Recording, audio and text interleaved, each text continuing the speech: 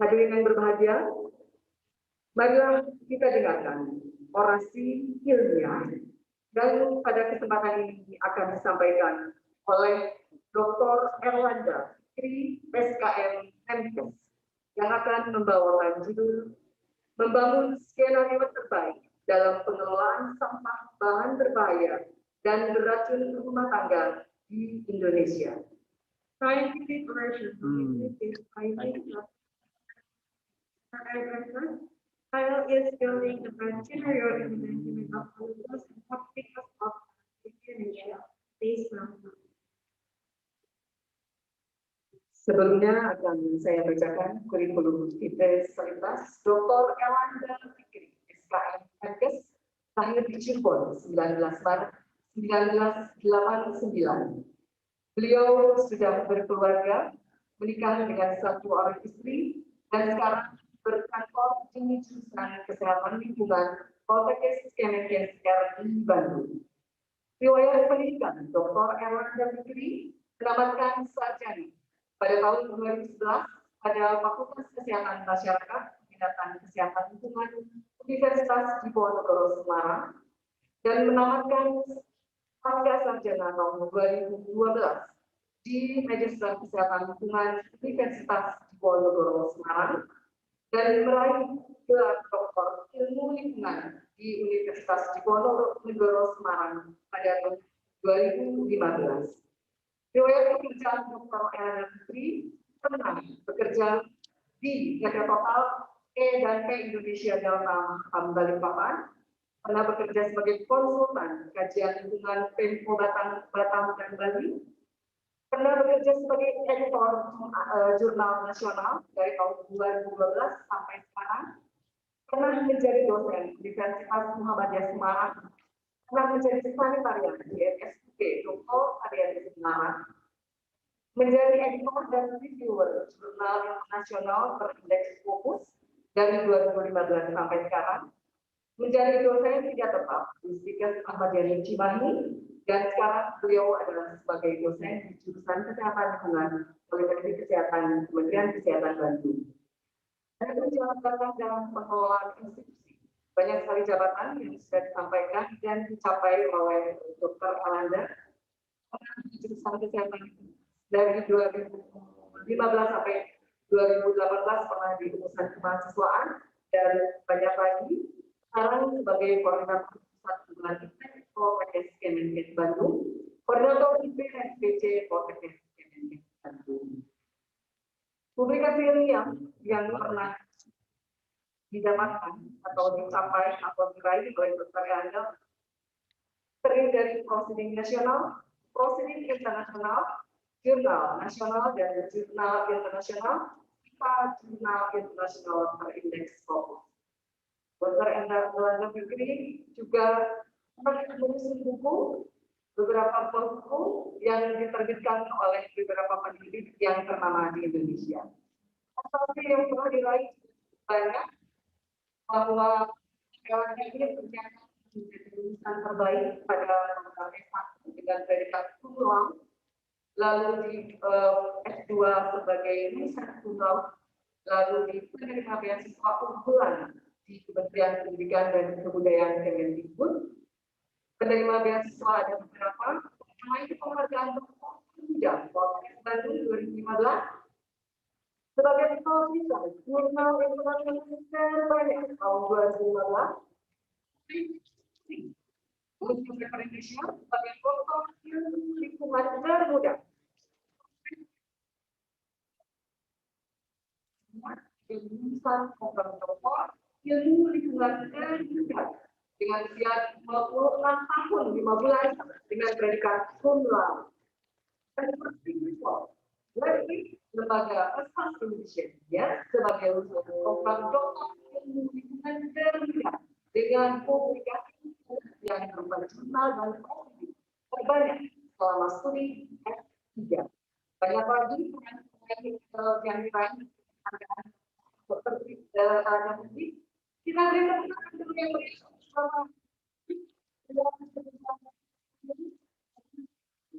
bersama. Baik, terima kasih. Bismillahirrahmanirrahim. Yang terhormat Kepala Badan Pengembangan dan Pemberdayaan SDM Kesehatan Kementerian Kesehatan Republik Indonesia. Yang terhormat Kepala Pusat Pendidikan Tenaga Kesehatan Kementerian Kesehatan Republik Indonesia. Yang terhormat Ketua Senat dan anggota Senat Akademik Politeknik Kesehatan Kemenkes Bandung. Yang terhormat Direktur Poltekkes Kemenkes Bandung. Yang terhormat Wakil Direktur 1, 2, dan 3. Yang terhormat Kepala Bagian Administrasi Akademik dan Umum. Yang terhormat Kepala Pusat Pengembangan Pendidikan PM dan SPM. Yang terhormat para ketua jurusan dan ketua prodi SDKU dan jajarannya. Yang terhormat para kepala unit dan kepala subbagian. Yang terhormat dosen dan tenaga kependidikan. Yang terhormat semua staf dan karyawan. Yang terhormat tamu undangan, pihak kerjasama dan korporat, dan yang saya cintai, para mahasiswa intelektual muda yang menyempatkan hadir di ruang ini dan di ruang virtual. Assalamualaikum warahmatullahi wabarakatuh. Pada kesempatan yang berbahagia ini, marilah kita memanjatkan puji dan syukur kepada Allah Subhanahu wa Ta'ala, Tuhan yang Maha Esa. Karena hanya atas berkat dan anugerahnya, kita masih diberi kesempatan untuk menikmati kehidupan ini dan hadir di sini untuk mengikuti dunia yang saya sampaikan. Semoga sholawat serta keselamatan tercurahkan selalu kepada Nabi junjungan kita Nabi Muhammad SAW serta keluarganya, sahabatnya, dan para pengikutnya sampai akhir zaman. Kepada teman, sahabat kita yang saat ini tidak bisa hadir karena sakit, semoga Allah Subhanahu wa Ta'ala memberikan kesembuhan sehingga beliau bisa kembali beraktivitas, dan kepada orang tua, saudara, dan sahabat kita yang telah mendahului menghadap Sang Khalik, marilah kita mendoakan semoga almarhum atau almarhumah mendapatkan tempat yang baik di sisinya.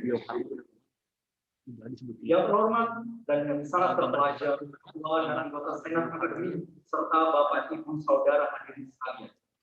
Pada sidang Senat dalam rangka acara Disnatalis hari ini dan sebagai bagian dari tradisi masyarakat ilmiah di perguruan tinggi, termasuk di Politeknik Kesehatan Kemenkes Bandung, izinkanlah saya sebagai dosen tetap Poltekkes Kemenkes Bandung untuk menyampaikan pidato atau orasi ilmiah di hadapan yang terhormat dan sangat terpelajar, Ketua dan anggota Senat Akademik, seluruh sivitas akademika Politeknik Kesehatan Kemenkes Bandung, dan para hadirin sekalian. Bapak Ibu undangan sekalian yang saya hormati, orasi ilmiah ini disampaikan dalam rangka Disnatalis Poltekkes Kemenkes Bandung yang ke-20. Kajian orasi ilmiah yang saya sampaikan dalam acara ini merupakan bagian dari hasil penelitian yang telah dibahas dalam disertasi program doktor yang berjudul Pengelolaan Sampah B3 Rumah Tangga dengan pendekatan Life Cycle Assessment dengan pengembangan dari berbagai sumber.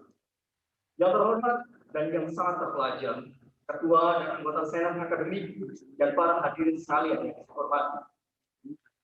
Ini adalah executive summary yang akan saya kemukakan dalam orasi ilmiah hari ini. Next.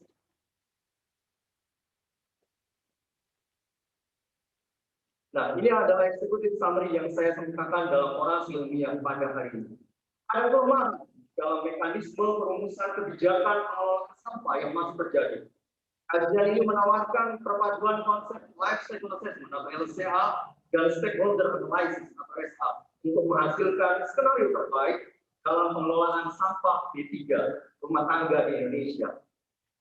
Hadirin yang berbahagia, peningkatan kebutuhan masyarakat akan berimplikasi pada produksi sampah yang dihasilkan. Tidak terkecuali sampah yang mengandung bahan berbahaya dan beracun atau yang lebih dikenal dengan B3. Sektor industri dianggap sebagai sumber penghasil B3. Tetapi kenyataannya, aktivitas rumah tangga juga menjadi salah satu sumber penghasil B3. Membuat sampah B3 dalam permukiman hanya 3,9% dari total sampah domestik. Tapi karena populasi penduduk yang terus meningkat dan tidak ada penanganan khusus, maka akan menimbulkan bahaya yang serius terhadap lingkungan dan kesehatan manusia. Kebiasaan masyarakat di perkotaan atau sekitar 85,3%, umumnya mencampur semua komponen sampah rumah tangga, termasuk sampah B3. Hal tersebut sebenarnya bertentangan dengan Undang-Undang Republik Indonesia Nomor 18 Tahun 2008 tentang pengelolaan sampah, yakni pada pasal 22 ayat 1 itu mengatur bahwa pemilahan dalam bentuk pengelompokan dan pemisahan sampah sesuai dengan jenis, jumlah, dan atau sifat sampah.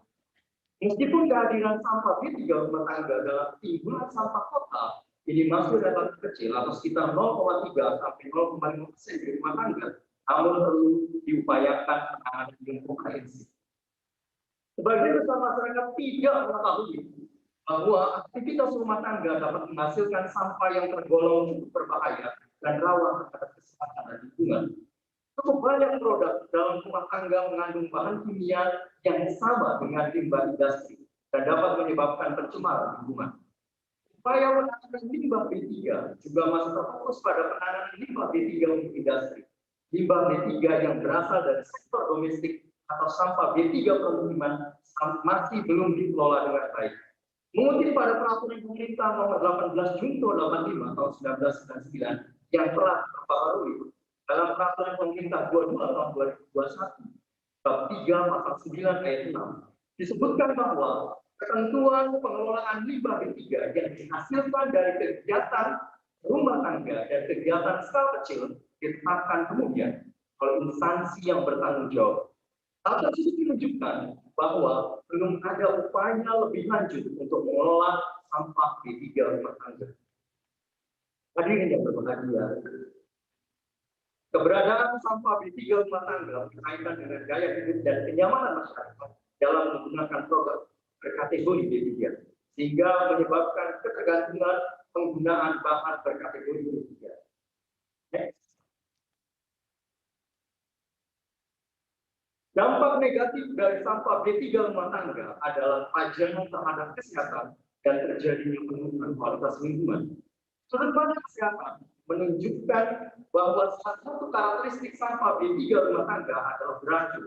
Racun tersebut dapat masuk ke dalam rantai makanan, terakumulasi pada manusia sehingga menyebabkan berbagai mutasi gen, kanker, dan kelainan kongenital. Beberapa kasus yang berkaitan dengan keracunan dari sampah B3 rumah tangga terjadi di Amerika Serikat pada tahun 1993 dan 1994. Poison Control Center melaporkan bahwa telah terjadi pajangan sebanyak 45.311 orang karena pemutih pakaian yang mengandung hipoklorit dan sebanyak 8.657 korban memerlukan perawatan intensif. Selanjutnya, terdapat 3.850 orang terpajan bahan pembersih rumah tangga yang mengandung amonium dan sebanyak 642 memerlukan perawatan intensif. Sudut pandang lingkungan ditunjukkan pada penurunan kualitas lingkungan akibat dari pengelolaan sampah B3 rumah tangga yang tidak tepat, yakni terjadi penurunan kualitas air permukaan dan air bawah tanah di sekitar TPA atau tempat pengelolaan air. Penelitian yang dilakukan oleh Ololade et al. Di Nigeria menunjukkan hasil positif mengandung timbal, nikel, dan kadmium, dan juga terjadi peningkatan konsentrasi parameter fisik dan kimia seperti pH, turbidity, conductivity, dan fosfat. Hadirin yang berbahagia, mengingat potensi dampak sampah B3 rumah tangga terhadap kesehatan dan penurunan kualitas lingkungan, maka upaya pengelolaan sampah B3 rumah tangga sudah seharusnya dilakukan dengan baik. Hal tersebut didasari bahwa model pengelolaan sampah di kota di Indonesia sebagian besar masih menggunakan paradigma lama, yaitu kumpul angkut buang atau sentralisasi dengan memprioritaskan sektor hilir. Hal lain yang perlu disoroti adalah lemahnya mekanisme kontrol terhadap pengelolaan B3 rumah tangga dari pihak pemerintah sebagai alat pengendali, serta belum adanya rumusan operasional yang baku mengakibatkan sistem pengelolaan sampah B3 rumah tangga di masyarakat diinterpretasikan masing-masing sesuai kebiasaan yang ada di sekitar mereka. Baik. Yang terhormat dan sangat terpelajar, Ketua dan anggota Senat serta hadirin sekalian, yang saya hormati, merujuk pada penggunaan istilah sampah B3 rumah tangga. Berdasarkan ketentuan dalam Undang-Undang 18 tahun 2008 tentang pengelolaan sampah 1 ayat 2, menyatakan bahwa sampah spesifik adalah sampah yang karena sifat, konsentrasi, dan atau volumenya memerlukan pengelolaan khusus. Hal tersebut dijelaskan pada pasal berikutnya, yakni pada pasal 2 ayat 1 butir C yang menyatakan bahwa ruang lingkup sampah yang dikelola adalah sampah spesifik yang meliputi sampah yang mengandung bahan berbahaya beracun. Selain pada regulasi tersebut, dijelaskan pula pada PP nomor 81 tahun 2012 tentang pengelolaan sampah rumah tangga dan sampah sejenis sampah rumah tangga, pasal 17 ayat 2 butir A, yang menyatakan pemilahan dalam bentuk pengelompokan sampah yang terdiri atas sampah yang mengandung bahan berbahaya dan beracun. Hal tersebut juga dipertegas dalam pasal 38 ayat 2 yang menyatakan bahwa penyediaan fasilitas pemilahan sampah yang terdiri atas sampah yang mengandung bahan berbahaya beracun. Berdasarkan regulasi tersebut, bahwa istilah sampah B3 rumah tangga merupakan pilihan yang paling tepat digunakan berdasarkan karakteristik dan lokasi timbulan. Next. Bapak Ibu hadirin yang saya hormati, merujuk pada istilah life cycle assessment. Life cycle assessment atau LCA atau dalam bahasa Indonesia adalah penilaian daur hidup. Menurut EPA, Environmental Protection Agency, adalah cradle to grave, yaitu sebuah pendekatan untuk menilai sistem industri. Sistem cradle to grave dimulai dengan pengumpulan bahan baku dari alat untuk menghasilkan produk dan berakhir pada titik ketika semua bahan dikembalikan ke alam. LCA memungkinkan estimasi dampak lingkungan kumulatif yang dihasilkan dari semua tahapan dalam daur hidup produk atau jasa. Next. Sedangkan stakeholder analysis atau SA merupakan sebuah metode partisipatif, umumnya dilihat sebagai bagian penting dalam pengambilan keputusan terkait kebijakan lingkungan. Stakeholder analysis merupakan salah satu pendekatan yang paling populer untuk lebih memahami kepentingan aktor utama. Teori stakeholder analysis ini lahir sekitar tahun 60-an sebagai alat untuk mendukung proses manajemen. Setelah itu dikembangkan oleh Grimble and Wella tahun 1997 yang menyatakan bahwa stakeholder analysis dapat didefinisikan sebagai pendekatan holistik atau prosedur untuk memperoleh pemahaman tentang sistem dengan cara mengidentifikasi aktor utama atau stakeholder yang menilai keterkaitannya pada sistem yang sedang dievaluasi. Stakeholder analysis juga merupakan proses atau pendekatan untuk pengambilan keputusan atau perumusan sebuah strategi. Slide. Bapak Ibu hadirin yang saya hormati, berikut saya sampaikan keuntungan bagaimana mengaplikasikan atau mengkombinasikan metode life cycle assessment dan stakeholder analysis dalam pengolahan B3 rumah tangga. Aplikasi ini telah dilaksanakan di salah satu kota besar di Indonesia sebagai pilot project. Hasil menunjukkan skenario pengelolaan sampah B3 rumah tangga yang baik dan visible untuk diaplikasikan adalah skenario 2 dengan pola pemilahan sampah B3 rumah tangga di unit TPST. Pengelolaan sampah B3 rumah tangga pada skenario 2 diarahkan pada sistem daur ulang untuk kategori B3 rumah tangga plastik dan logam atau kaleng, serta proses combustion di insenerator untuk kategori B3 rumah tangga yang sifatnya adalah bahan infeksius.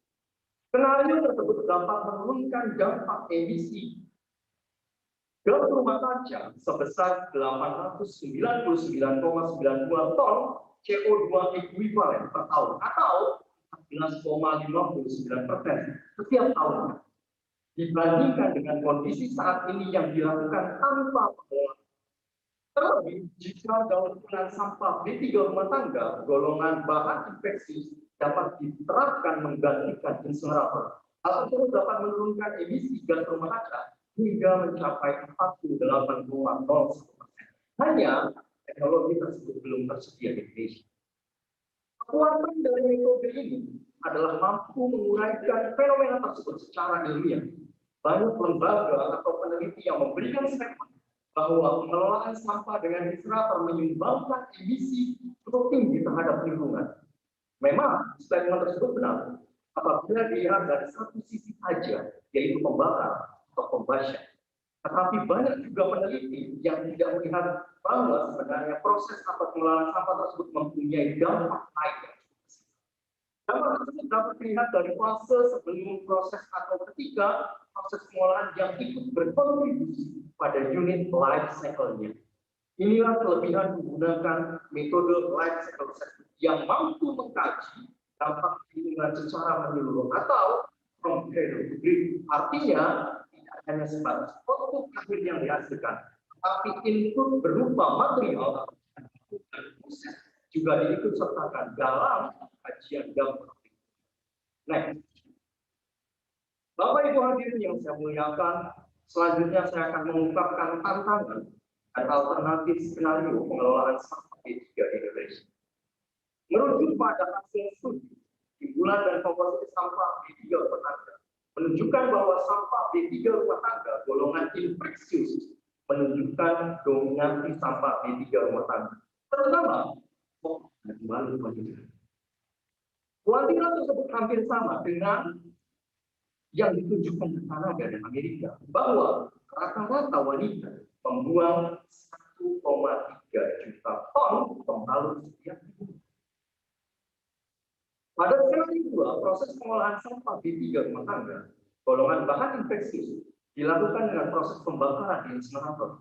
Hal tersebut dikarenakan pembalut wanita dan popok bayi mengandung sekreta manusia yang termasuk golongan bahan infeksius. Oleh karena itu, hanya dengan proses insinerasi sampah B3 rumah tangga golongan bahan infeksius tersebut dapat terolah terkait pertimbangan dampak kontaminasi terhadap manusia. Slide. Hasil studi lain menunjukkan bahwa bayi atau pembalut wanita membutuhkan waktu 500 tahun untuk dapat. Dampak lain yang ditimbulkan apabila proses pengolahan bercampur dengan sampah lainnya di TPA yang mengakibatkan kontaminasi pada air tanah dan tanah di sekitar TPA.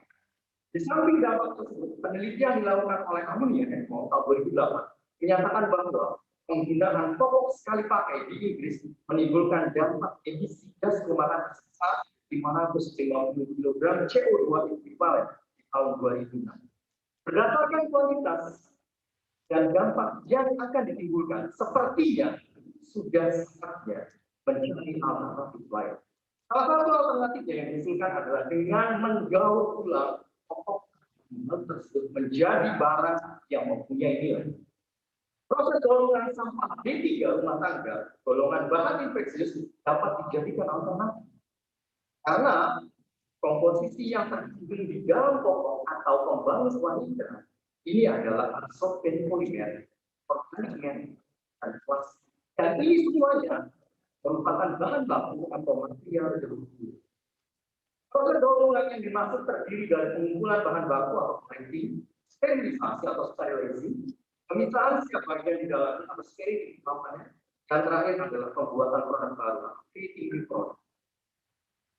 Bahan organik dan popok bayi atau pembalut wanita dapat dijadikan bubur kertas atau dibakar untuk menghasilkan listrik. Absorben polimer ini dapat digunakan kembali untuk proses pengemasan popok atau pembalut selanjutnya.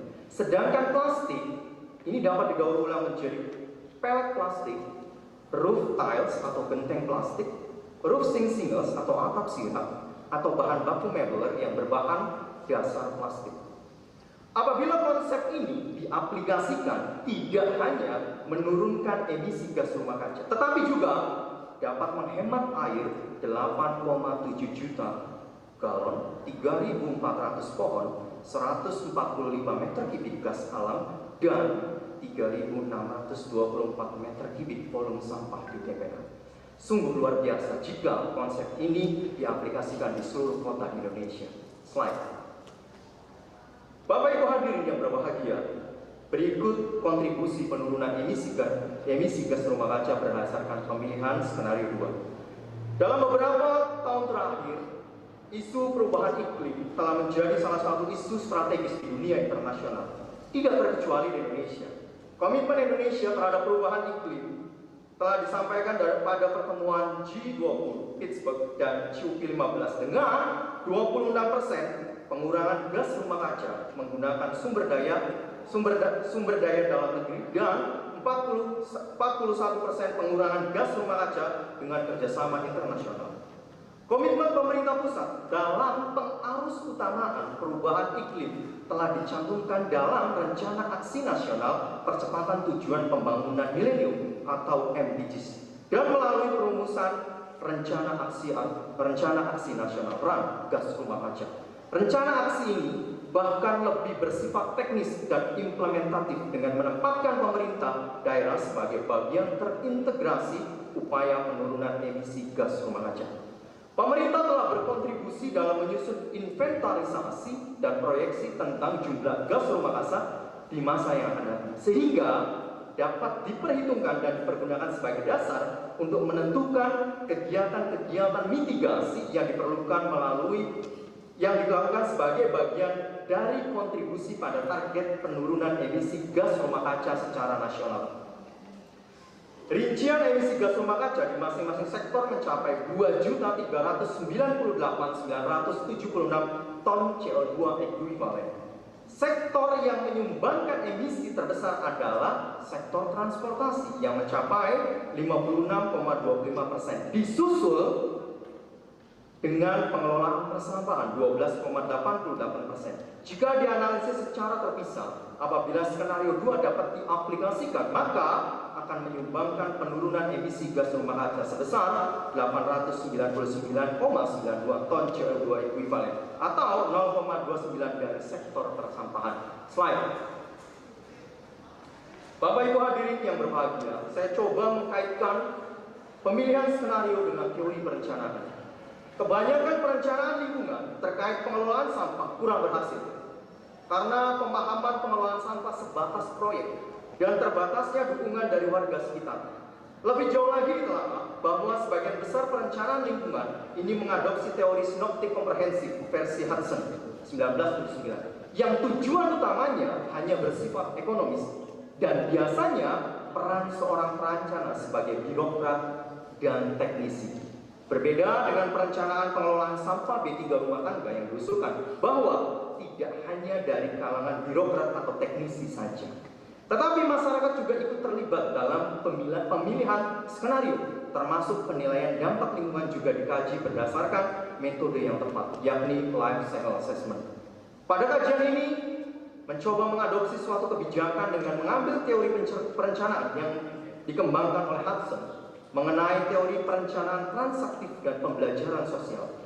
Hal tersebut didasari bahwa teori tersebut dilakukan melalui kontak langsung dengan masyarakat yang terpengaruh melalui dialog personal.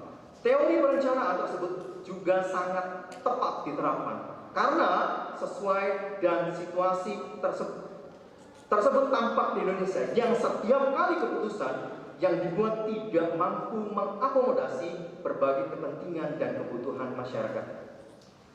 Pencapaian kesepakatan melalui forum atau mediasi atau perundingan merupakan strategi yang baik karena akan membuahkan hasil yang win-win solution. Kesepakatan akan ditaati oleh para pihak karena mereka merasa menjadi bagian dalam perundingan. Perencanaan partisipatori adalah sebuah perspektif yang ditunjukkan untuk mencapai proses yang adil dari pembangunan dan memberdayakan masyarakat untuk turut menentukan, sehingga dapat disimpulkan bahwa keputusan yang baik adalah keputusan yang didasar atas dasar persetujuan dan bukan dengan keputusan sepihak dari para perencana. Slide. Yang terhormat dan yang sangat terpelajar, Ketua dan anggota Senat, serta hadirin sekalian, di akhir orasi ini saya ingin menyampaikan kesimpulan dan rekomendasi kebijakan, yaitu yang pertama, perpaduan konsep RCA dan SA atau stakeholder analysis menjadi sebuah pendekatan dalam merumuskan kebijakan terkait penyusunan skenario pengelolaan sampah B3 rumah tangga. Yang kedua, skenario 2 dengan pemisahan sampah B3 rumah tangga di unit TPST dapat menjadi alternatif kebijakan dalam menyusun skenario pengelolaan sampah B3 rumah tangga yang belum ada. Lebih jauh lagi, jika sistem yang berjalan di skenario 2 tersebut dilakukan secara terpusat di satu area atau TPA, sehingga dapat mereduksi dampak emisi gas rumah kaca sebesar 183,41 ton CO2 ekuivalen. Yang ketiga, Pemilahan sampah B3 rumah tangga dioptimalkan di unit TPST, bukan di unit rumah tangga. Hal tersebut dilakukan dalam upaya meminimalisir penggunaan material yang berdampak pada emisi gas rumah kaca dengan penurunan hingga 658,49 ton CO2 ekuivalen atau sekitar 11,59%. Next. Yang keempat, peran dari masing-masing stakeholder dalam mengaplikasikan skenario pengelolaan sampah B3 rumah tangga, di antaranya Dinas Kebersihan dan Pertamanan atau DKP sebagai pelaksana teknis dan penyedia sarana prasarana, Badan Lingkungan Hidup sebagai pengawas dan pengendali atau controlling, serta sosialisasi penyuluhan B3 rumah tangga termasuk pendampingan unit TPST, lalu Bapeda Kota sebagai policy maker dalam membuat regulasi atau kebijakan. Yang kelima, regulasi terkait pengelolaan sampah B3 rumah tangga dapat diakomodir melalui produk hukum turunannya seperti peraturan wali kota yang berisi petunjuk pelaksanaan atau juklak dan petunjuk teknis atau juknis pengelolaan sampah B3 rumah tangga. Yang keenam, pada SNI 192454/2002 tentang tata cara teknis operasional pengelolaan sampah perkotaan perlu ditambahkan kategori infeksius dalam klasifikasi B3 rumah tangga karena SNI tersebut hanya mencakup golongan beracun, korosif, dan mudah terbakar. Padahal golongan infeksius mendominasi B3 rumah tangga. Yang ketujuh, tantangan ke depan adalah pengelolaan sampah B3 rumah tangga golongan bahan infeksius, pembalut wanita dan popok bayi, dikelola dengan sistem daur ulang terkait kuantitas, dampak, dan valorisasi produk. Itulah 7 kesimpulan yang menjadi rekomendasi kebijakan yang bisa saya sampaikan dalam orasi ilmiah ini. Bapak Ibu hadirin yang berbahagia, terakhir dalam orasi ilmiah ini perlu saya kemukakan bahwa dari topik ini sudah dilakukan diseminasi ilmiah berupa konferensi ilmiah bersama dengan Leiden University dari Belanda, terbit dalam 2 proceeding terindeks fokus, ETS Conference dan Proceeding Environmental Science, lalu 4 jurnal bereputasi internasional terindeks fokus. Slide. Dan terakhir pada tahun 2021 terbit 1 buku cetak nasional ber-ISBN mengulas secara komprehensif analisis dampak lingkungan dengan LCL. Pada kesempatan ini juga saya ingin mengucapkan terima kasih kepada Bapak Ibu guru tercinta, baik guru SD, SMP, SMA di Cirebon, FKM Undip, Magister Kesehatan Lingkungan Undip, Doktor Ilmu Lingkungan Undip yang telah memberikan ilmunya kepada saya, termasuk pemberi beasiswa dalam studi dari beasiswa unggulan Kementerian Pendidikan Kebudayaan dan beasiswa LPDP Lembaga Pengelola Dana Pendidikan Kementerian Keuangan. Teristimewa kepada orang tua saya, Bapak Agus Sabtaji dan Ibu Nina Mulyana yang selalu mengajarkan kepada saya tentang kerja keras, kemandirian, kejujuran, dan pentingnya ilmu pengetahuan untuk menjadi orang yang berilmu dan beramal soleh. Istri tercinta yang senantiasa memberiku inspirasi dan toleransi, serta putraku tercinta sebagai pelita kebahagiaan dalam keluarga. Semoga Allah Subhanahu wa Ta'ala membalas semua kebaikan dengan berlimpah. Akhir kata, dengan penuh rasa hormat, saya sampaikan terima kasih pada seluruh hadirin yang telah meluangkan waktu dan sabar mengikuti orasi ilmiah ini. Next. Bapak Ibu hadirin yang berbahagia, sebelum orasi ilmiah ini saya tutup, saya ingin menyampaikan sebuah harapan yang bijak antara pandemi dan lingkungan. Pandemi COVID-19 merupakan momentum bagi umat manusia untuk mengoreksi secara total cara pandang dan cara hidup di muka bumi yang telah menyebabkan aneka kerusakan. Alam bisa hidup tanpa manusia, tetapi manusia tidak bisa hidup tanpa alam. Solusi mendasar dari masalah kerusakan lingkungan termasuk perubahan iklim adalah perubahan pola pikir dan perilaku manusia. Demikian orasi ilmiah ini saya sampaikan. Terima kasih atas perhatian.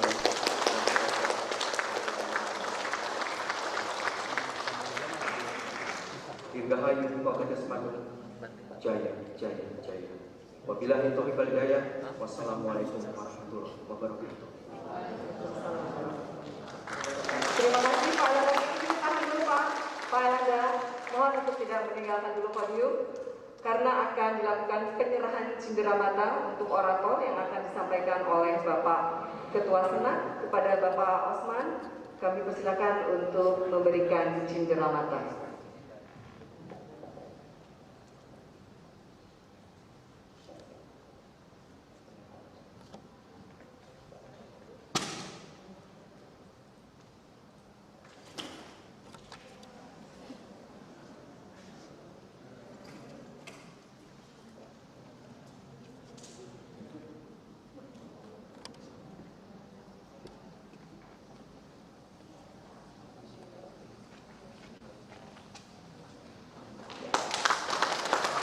Terima kasih. Yang disampaikan ini adalah sertifikat penghargaan atas penyampaian orasi ilmiah Dr. Elanda Fikri. Terima kasih kepada Pak Osman dan Pak Fikri.